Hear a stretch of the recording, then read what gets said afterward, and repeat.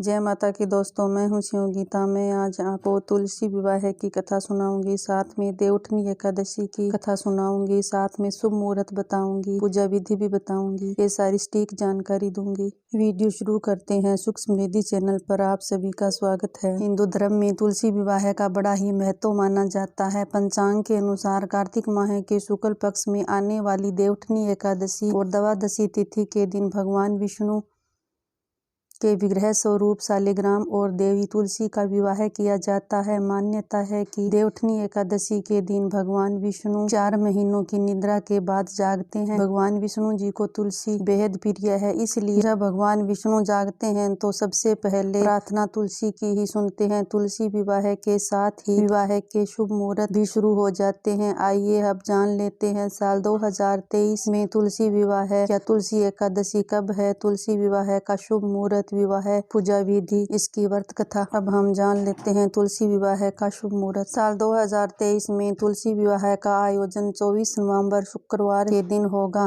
द्वादशी तिथि प्रारंभ होगी 23 नवंबर रात्रि 9:01 पर। द्वादशी तिथि समाप्त होगी 24 नवंबर सायंकाल 7:06 पर। एकादशी तिथि प्रारंभ होगी 22 नवंबर रात्रि 11:03 पर। एकादशी तिथि समाप्त होगी 23 नवंबर रात्रि 9:01 पर। तुलसी विवाह अभिजीत मुहूर्त 24 नवंबर शुक्रवार की सुबह 11:43 से दोपहर 12:26 तक। तुलसी विवाह विजय मुहूर्त 24 नवंबर शुक्रवार की दोपहर 1:54 से दोपहर 2:34 तक। अब हम जान लेते हैं तुलसी विवाह की पूजा विधि के बारे में। शास्त्रों के अनुसार भगवान विष्णु के विग्रह रूप शालिग्राम के साथ तुलसी विवाह कराया जाता है।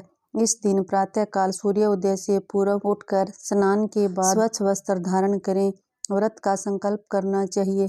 अब शुभ मुहूर्त में एक साफ चौकी पर तुलसी के पौधे का गमला स्थापित करें और दूसरी चौकी पर शालिग्राम रखें। तुलसी के गमले में गन्ने का मंडप तैयार कर उसके पास जल से भरा कलश रखें। अब घी का दीपक जलाएं। तुलसी के पौधे और शालिग्राम पर गंगा जल छिड़ककर उन्हें रोली चंदन का टीका करें। इसके बाद तुलसी के पौधे में लाल चुनरी, चूड़ी, अन्य श्रृंगार और पूजन सामग्री अर्पित करें।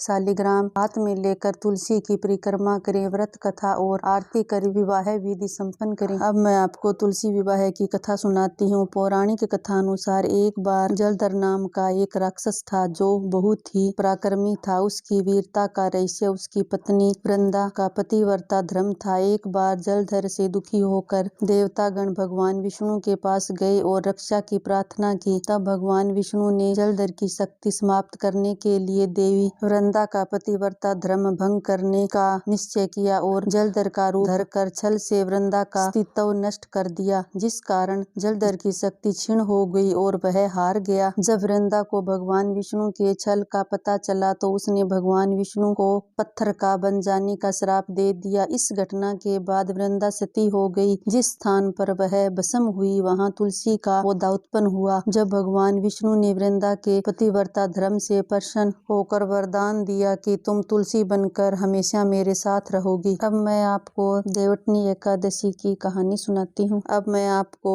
देवउठनी एकादशी के बारे में बताती हूँ, साथ में इसकी व्रत कथा सुनाऊंगी। कार्तिक शुक्ल एकादशी को देव प्रबोधनी एकादशी कहते हैं। इसे देवउठनी एकादशी भी कहते हैं। मारवाड़ी में इसे देवउठनी एकादशी भी कहते हैं। कहा जाता है कि इस दिन भगवान विष्णु जो क्षीर सागर में सोए हुए थे 4 माह उपरांत जागे थे। विष्णु जी के शयन काल के 4 मासों में विवाहिक मांगलिक कार्यों का आयोजन करना निषेध है। हरि के जागने के बाद से भी सभी मांगलिक कार्य शुरू किए जाते हैं। व्रती स्त्रियां इस दिन प्रातः काल स्नान आदि से निवृत्त होकर आंगन में चौक पूर कर भगवान विष्णु के चरणों को कलात्मक रूप से अंकित करती है। दिन की तेज धूप में विष्णु जी के चरणों को ढक दिया जाता है। रात्रि को विधिवत पूजन के बाद प्रातः काल भगवान को शंख, घंटा, घड़ियाल आदि बजाकर जगाया जाता है। इसके बाद पूजा करके कथा सुनाई जाती है। अब मैं आपको कथा सुनाती हूँ। एक राजा के राज्य में सभी लोग एकादशी का व्रत रखते थे। प्रजा तथा नौकर चाकर से लेकर पशुओं तक को एकादशी के दिन अन्न नहीं दिया जाता।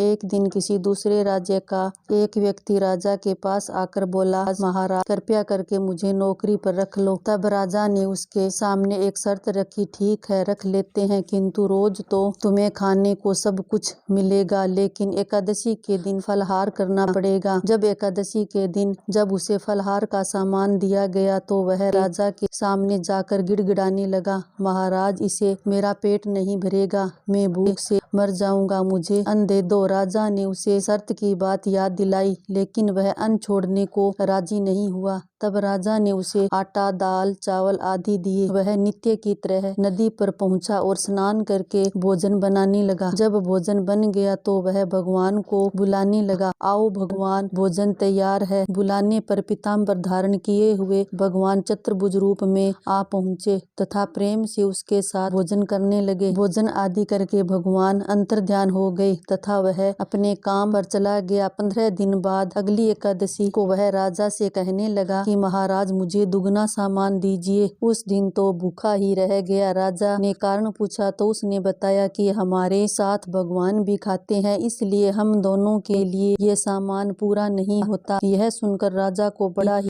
आश्चर्य हुआ। वह बोले, मैं नहीं मान सकता कि भगवान तुम्हारे साथ खाते हैं। मैं तो इतना व्रत रखता हूँ, पूजा करता हूँ, लेकिन भगवान ने मुझे कभी दर्शन नहीं दिए। राजा की बात सुनकर बोला, महाराज यदि विश्वास नहीं हो तो साथ चलकर देख ले। राजा एक पेड़ के पीछे छिपकर बैठ गए। उस व्यक्ति ने भोजन बनाया तथा भगवान को शाम तक पुकारता रहा, लेकिन भगवान नहीं आए। अंत में उसने कहा, हे भगवान यदि आप नहीं आए तो मैं नदी में कूदकर प्राण त्याग दूंगा, लेकिन भगवान नहीं आए। तब वह प्राण त्यागने के उद्देश्य से नदी की तरफ बढ़ा। प्राण त्यागने का उद्देश्य दृढ़ इरादा जान शीघ्र ही भगवान प्रकट होकर उसे रोक लिया और साथ बैठकर भोजन करने लगे। खा पी कर वे उसे अपने विमान में बैठाकर अपने धाम ले गए। यह देख राजा ने सोचा कि व्रत उपवास से तब तक कोई फायदा नहीं होता जब तक मन शुद्ध न हो। इससे राजा को ज्ञान मिला। वह विशुद्ध मन से व्रत उपवास करने लगा और अंत में स्वर्ग को प्राप्त हुआ। कहानी संपन्न हुई। मेरी छोटी सी वीडियो पसंद आई होगी तो आप मेरे चैनल को सब्सक्राइब करें। अगर आप किचन टिप्स के बारे में जानना चाहते हो तो HBT टिप्स चैनल को विजिट करें। लिंक आपको इसका बायो में मिल जाएगा। आप मेरे चैनल को सब्सक्राइब करें जिससे हर नई वीडियो की नोटिफिकेशन आपको सबसे पहले मिल सके। मैं हर व्रत त्योहार की वीडियो डालती रहती हूँ। मेरी वीडियो अच्छी लगे तो कमेंट में मुझे जरूर बताएं। Thank you.